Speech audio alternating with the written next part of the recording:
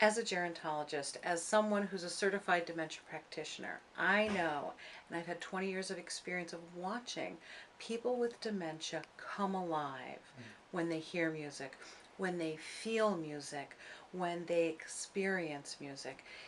Music center is stored deep in the brain. It's not in the semantic memory areas. It's not in the same location as remembering the capital of France. Sure. It is deep and it touches the soul because it's so emotionally laden. So if you think about your favorite music, if you think about what stirs your soul, what makes your feet tap, what makes your heart sing, if you think about that music, that is a way that we can connect with people for whom language may be lost, for whom remembering what they had for breakfast is a real challenge. Sure. So for me, music is a way that we can connect and give us real windows into the soul of the person that we're taking care of when they have dementia. Hebrew Healthcare was really excited for the opportunity to work with the Hartford Symphony Orchestra, not just because it's live music and it's orchestral music, but when we're talking about our community, we are talking about a certain community, West Hartford, Connecticut, where going to orchestra, going to hear the HSO was a natural and normal part of their lives. It was a part of how you defined community. Community isn't just about geography, it's about things we have in common. So in order to bring community to our residents, we're able to reconnect them to their lives. It's about normalizing. Every institution tries to stay person-centered. We try to minimize our institutional feel, but ultimately this is an institution. You can escape an institution. It tears down the walls when you consider it community centered. So bringing HSO and partnering with Hebrew Healthcare, we're able to transcend the walls of an institution by partnering to bring music and orchestra and ensembles back to our community. Wonderful. Two experiences really jump out in my memory in the partnership that we've developed with Hebrew Healthcare and the Hartford Symphony Orchestra. The Musicians Care Project has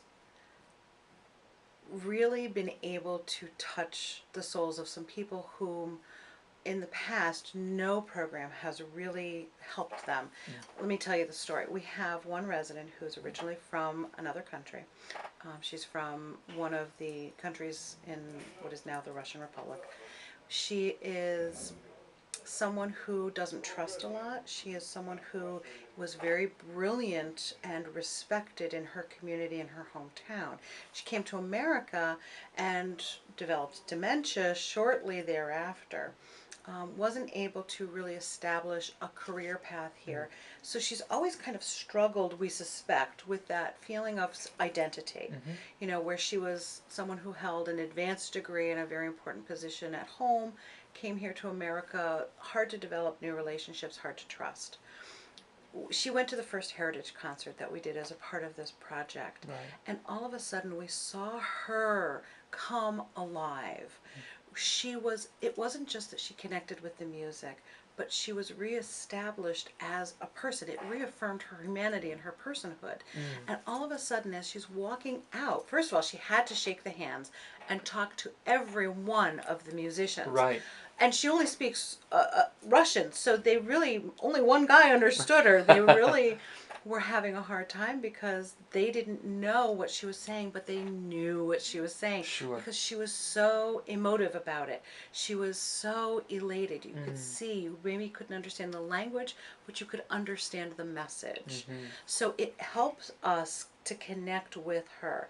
We then watched her go into the hallway and connect with her peers, with the other residents, even to the point of hugging another resident. Right.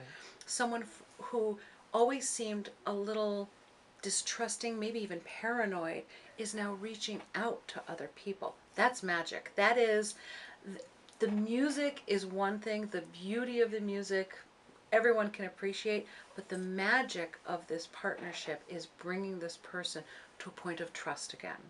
In a point where within her dementia, this is very difficult. Not ever a goal that we would ever have for her. And we watched it happen. Wonderful. The other story, one of the other experiences that we had with the Musicians Care Project, we have a couple. He lives here. He has a lot of physical challenges. He has some memory issues as well. But those are really secondary to his immobility because Sure. of a very frail medical condition. He needs a specialized wheelchair, and they've been waiting for many, many, many, many months to get their specialized wheelchair. And the wife comes in every day, and all they have to talk about, and he asks every day, when am I getting my chair? When am I getting my chair? It's his whole focus of his life. Right. So the other day, she grabbed me in the parking lot and said, "You're not going to believe what happened." They were at the Musicians Care Project performance, Right. and the chair was delivered, and he refused to go up. So here, this resident, this gentleman, was able to, so much in Hebrew healthcare and in all healthcare, especially not just aging care, but even, when we're talking about young kids who need healthcare, any of these kinds of health institutions. What's wonderful about this partnership is that people can transcend their symptoms. And that's what we in healthcare are always trying to do. When we look at medical fields and we try to train our staffs not to just see people as their symptoms. We don't want to just say, "Oh, that's the fractured hip in 103 on the call bell again." Right, This is a person. This is someone who is more than just a collection of symptoms. Sure.